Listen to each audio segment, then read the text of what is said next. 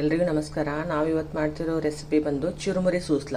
First ಈ ಚುರುಮುರಿ ಏನೇನು ಮಾಡ್ಕೊಬೇಕು, ನೀರಲ್ಲಿ ತೋಯಿಸಿ ಅದನ್ನು ಹಿಂಡ್ಕೊಬೇಕು. ನೀರೆಲ್ಲ ಹೋಗಿ ಹಿಂಡ್ಕೊಂಡು ಈ ಥರ ಆಗಬೇಕು. ಈ ಥರ ಮಾಡಿ ಇಟ್ಕೊಬೇಕು. ಇದಕ್ಕೆ ಏನೇನು ಬೇಕಂತಂದರೆ ಈರುಳ್ಳಿ, ಟೊಮ್ಯಾಟೊ, ಮೆಣಸಿನ್ಕಾಯಿ, ಕರಿಬೇವು, ಕೊತ್ತಂಬರಿ, ಅರಿಶಿನ ಪುಡಿ, ಸಾಸಿವೆ, ಜೀರಿಗೆ, ಆಮೇಲೆ ಶೇಂಗಾ, ಪುಟಾಣಿ. ಆಮೇಲೆ ಇವಾಗ ಪಾತ್ರೆಗೆ ಆಯಿಲ್ ಹಾಕೊಳ್ಳೋಣ.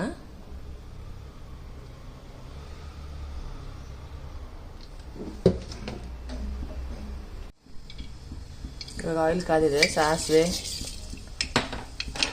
ಜೀರಿಗೆ ಅವೆಲ್ಲ ಸಿಡಿಯುತ್ತಲ್ವಾ, ಆವಾಗ ಶೇಂಗಾ, ಪುಟಾಣಿ ಹಾಕೋಣ.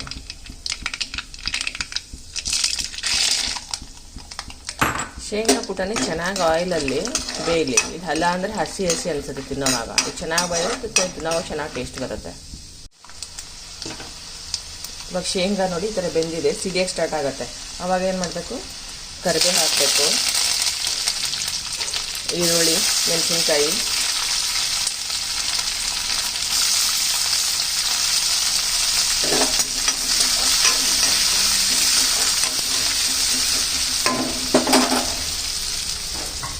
ಇದು ಸ್ವಲ್ಪ ಚೆನ್ನಾಗಿ ಬೇಯಲಿ.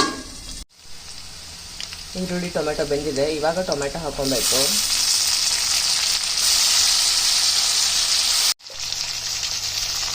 ಉಪ್ಪನ್ನ ಇವಾಗಲೇ ಹಾಕ್ಬಿಡಿ, ಅಂದರೆ ಟೊಮೆಟೊ ಬೇಗ ಬೇಯುತ್ತೆ. ನಿಮ್ಗೆ ಎಷ್ಟು ಬೇಕು ಅಷ್ಟು ರುಚಿಗೆ ತಕ್ಕಷ್ಟು ಉಪ್ಪು ಹಾಕ್ಕೊಳ್ಳಿ. ಸ್ವಲ್ಪ ಸಕ್ಕರೆ,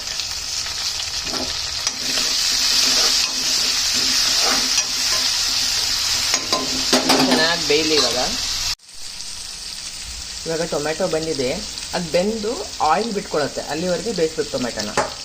ಇವಾಗ ಅರಿಶಿನ ಪುಡಿ ಹಾಕೊಳ್ಳೋಣ.